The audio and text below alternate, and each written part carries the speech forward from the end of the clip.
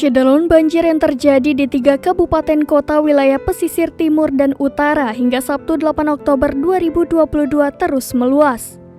Ketiga daerah itu adalah Aceh Utara, Aceh Timur, dan Kota Langsa. Selain menggenangi pemukiman dan jalan, banjir juga menyebabkan jumlah pengungsi bertambah dan 7 rumah rusak.